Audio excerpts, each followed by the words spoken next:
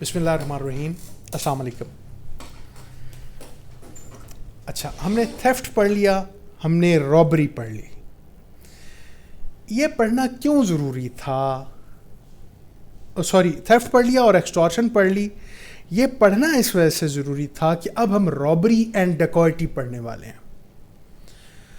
اب یہ دونوں بھی شدید انٹر کنیکٹڈ ہیں ایک دوسرے سے. 390 آف دا پی پی سی نکال لیں جس کی ہیڈنگ ہے رابری.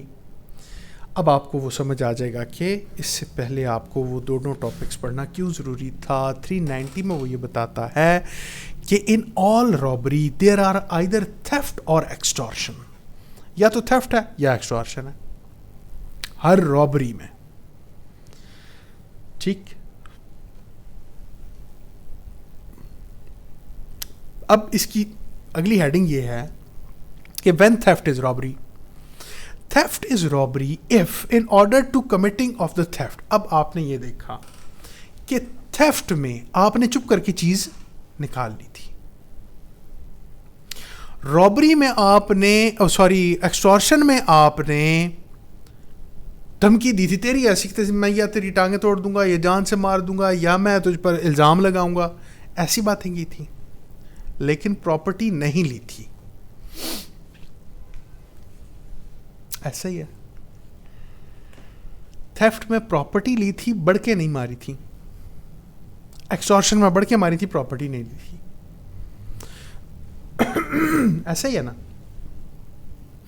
اب آپ نے کیا کیا, when theft is robbery.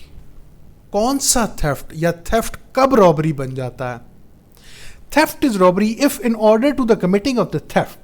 Theft تب رابری ہوگا جب چوری کرتے ہوئے اور in committing the theft یا چوری کرنے کی خاطر یا چوری کرتے ہوئے اور in carrying away اور attempting to carry away property یا چوری شدہ مال مسروقہ جسے کہتے ہیں, وہ لے جاتے وقت any property obtained by the theft جو آپ نے چوری سے حاصل کی ہو, ایسے وقت میں the offender یہ کام کرنے والا جو ملزم ہے for that and voluntarily causes or attempts to cause any person death or wrongful restraint or fear of instant death or of instant hurt or of instant wrongful restraint. جب چوری کرنے والا چوری کرتے ہوئے یا چوری کا مال لے جاتے وقت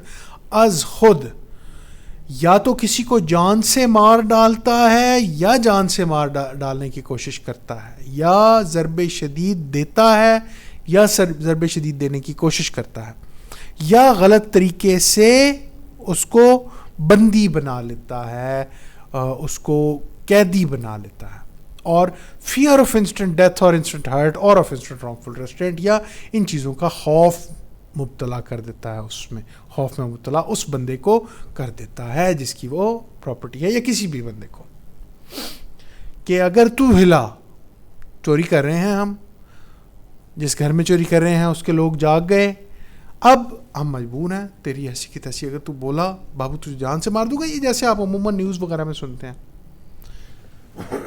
یا ایف آئی آر میں پڑھتے ہیں.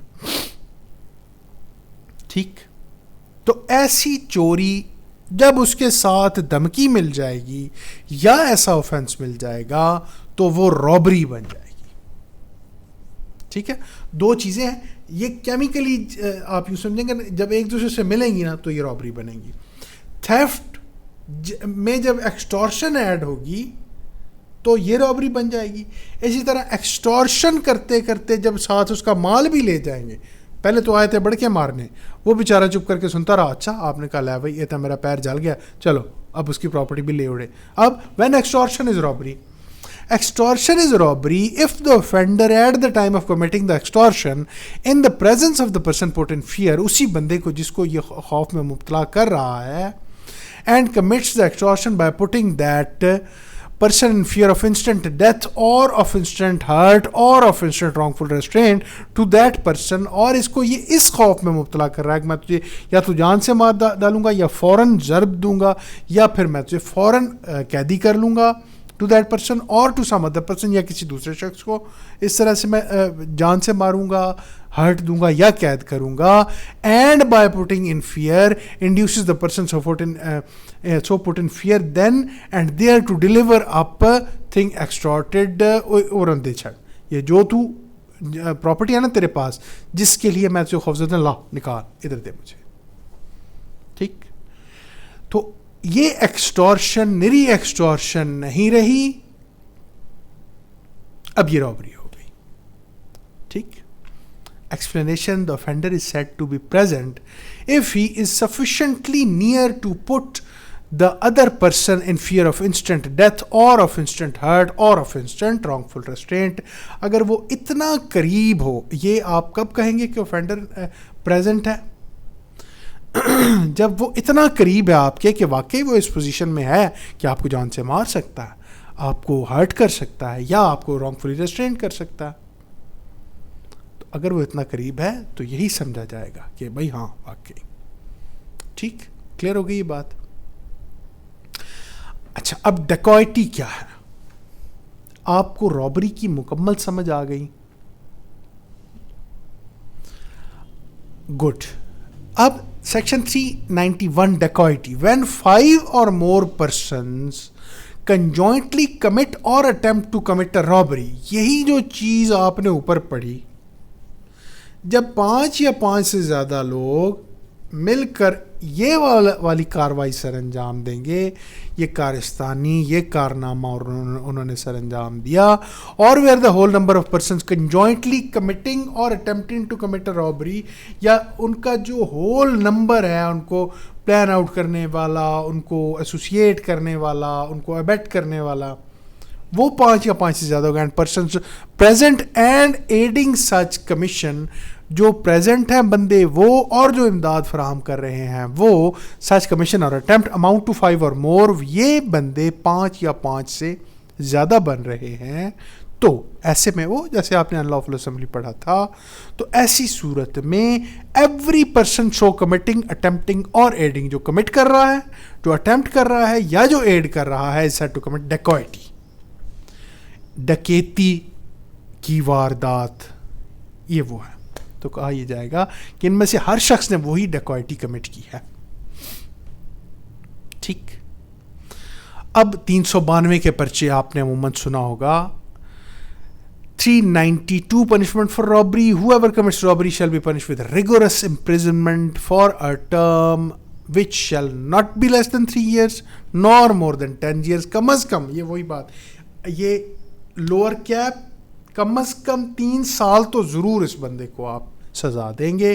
نار مور دین 10 ایئرز, اور پھر زیادہ سے زیادہ 10 سال بھی دے سکتے ہیں. And shall also be liable to fine, اور اسے جرمانہ بھی کریں گے. And if the robbery be committed on the highway, اور اگر یہ کارستانی انہوں نے ہائی وے پر سر انجام دی ہے, دا امپریزنمنٹ میں بی ایکسٹینڈیڈ ٹو 14 ایئرز, تو ان کی سزا 14 سال تک بھی لے کے جا سکتے ہیں آپ. ٹھیک, کلیئر ہو گئی یہاں تک بات.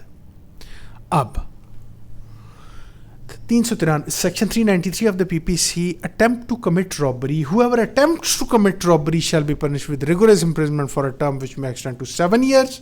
اس کی کوشش بھی کی تو 7 سال قید بامشقت. And shall also be liable to fine, اور جرمانہ بھی ہوگا. 394 voluntarily causing hurt in committing robbery. اب آپ نے خود سے ایک ہرٹ بھی کمٹ کر دیا.